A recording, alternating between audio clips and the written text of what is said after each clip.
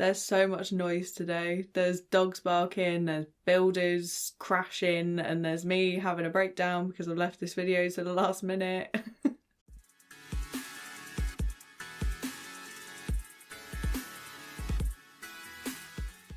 Hello, I'm Florentina Faconti and welcome to another episode of my favourite sci-fi films. And today in part 7, I'm going to be talking about my favourite sci-fi films about time. This part was supposed to be about time travel, but turns out I'm not a big fan of time travel films. So I thought I'd just open it up to time in general. But even then, there weren't many that were gripping me. This has been my least favourite episode to pick for. It just turns out that I only like these films if the rest of the story is interesting to me. A lot of them are either set in the future or they go into the future, and I'm not really feeling the futuristic vibe. I like the past, I like history, I find it so much more interesting, which is why I'm wearing a dinosaur jumper and earrings. So I may get judged a bit for some of the films that I've left out and some of my picks in this, because some aren't really very science fiction-y. But without further ado, these are my favourite sci-fi films about time.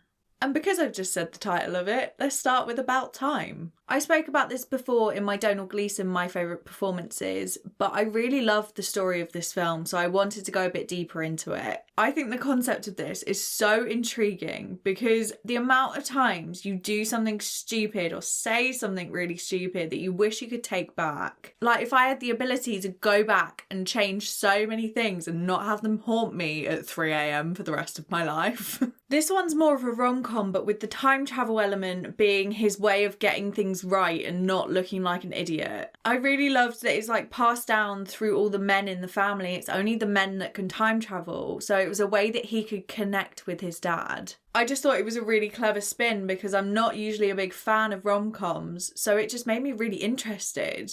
Next up is Donnie Darko. This one was quite interesting and I'm only going to talk about it briefly because, to be perfectly honest, I still don't know what happens in that film, but I enjoyed it nonetheless.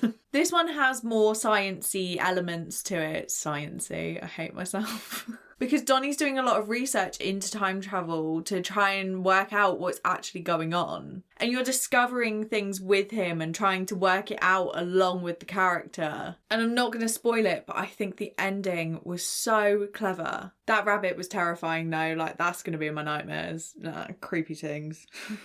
Next up is In Time. This is a really powerful film about class because the rich can live forever. They've got decades. But then the poor have like days, hours, minutes, seconds left. And then once your time runs out, you're dead. And I think that's such a scary thought that you can literally see it ticking down. I love films like these that make really powerful statements without being too preachy. You can just enjoy the story but also be affected by it at the same time. You don't feel like you're being slapped in the face with a political statement. I just thought it was really clever, really tense, and I just loved it.